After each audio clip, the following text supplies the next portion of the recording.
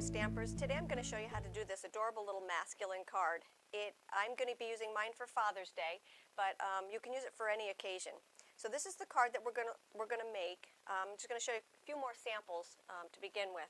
If you have a birthday coming up for a masculine person, you could use this little card, okay? And I have little candles that are coming out of here. You'll see the little tie clip, the little buttons on the side. This one is one I thought you could use for a teacher, a male teacher. At the end of the year, you could take and you could give them this. It has the numbers on it. All of these pieces of paper came from the designer series paper called Birthday Basics. And let's get started. I'm going to show you how to make this. The first thing that you're going to need is your cutter. Okay, you're going to need your cutter. And what I did was I took some of our washi tape, which is brand new. Okay, and this is how I store my washi tape. I just put it into one of these containers. This is our washi tape. What I love about it is that it's kind of like painter's tape, where you can take and put it down and then lift it back up again. So what I did was, to make this very easy, is I put the washi tape right where I needed it on my cutter.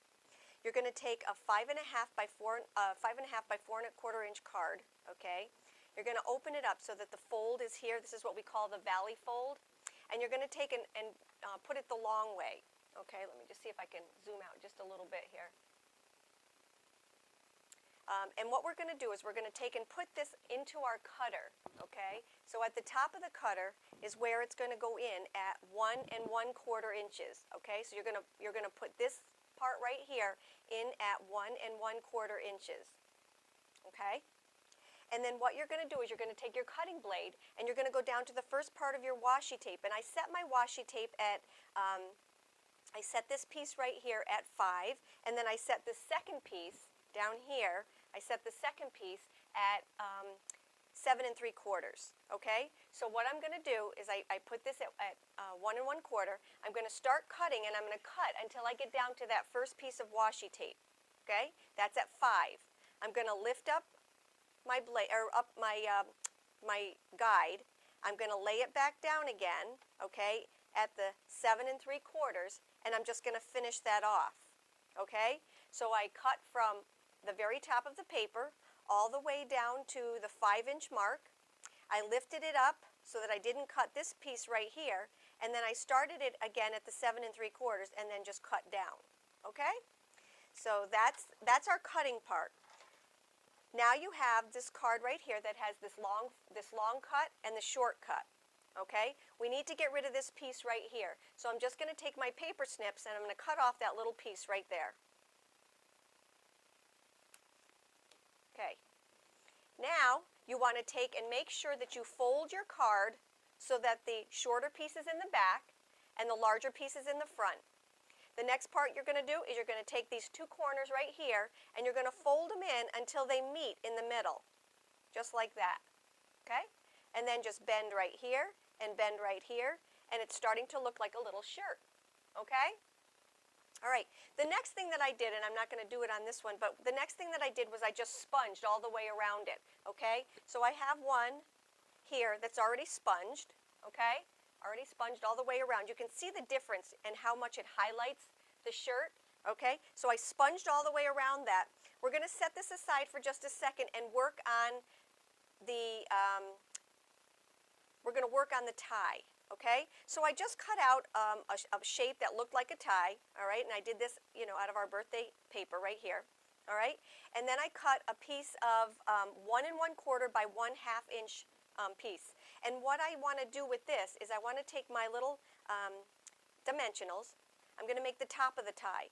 I'm going to take and put a dimensional here on the back, and then I'm just going to take and wrap this around. So I just lined it up with the top of the tie, and then what I did was I just wrapped it around so that this meets with this and this meets with this. The reason I put the dimensional in there is because you do want a little bit of variation right here, and if you put one on one and it's the same exact paper, you're never going to see the difference between the two of them. So that's what our tie looks like. Okay, so we're going to do our tie. We're going to take and make the little tie clip that goes along with it. Let me just show you what the tie clip looks like. Okay, we're going to take and make this little tiny tie clip. And the way I did that was I took my paper piercing mat and I took our brand new candy dots. I store mine in the new little containers that hold our wood blocks, but I hold everything else in there too. So what I did was, you can buy these separately. These are the candy brad bases, and then these are the candy dots. But I'm going to take the Rich Regals, and this is what the little brad looks like. Okay, it's just a silver brad, but it's got a little indentation in the front. So what I do is I just take my candy dots. I'm going to take and use my scissors to get them off, just like I do my pearls and my rhinestones, and then you just set that on there. And when you do, it just fits perfectly. What I like about it, especially as the tie tack goes, is because it has a silver ring around it, and it just makes it look very elegant, very pretty. Okay? Alrighty, so let's take and put that onto our tie. We want to do that before we end up doing the, putting the tie onto the shirt, because if we don't, then what's going to happen is you're going to end up poking it all the way through, and trust me, I've already done that. So just take and poke a hole in the inside, okay? Add your little brad, and now we have our tie tack. Okay? There we go. Alrighty. The next thing that we're going to do is to attach our tie to our shirt. So you can do that a couple of different ways. I do like to do them with dimensionals.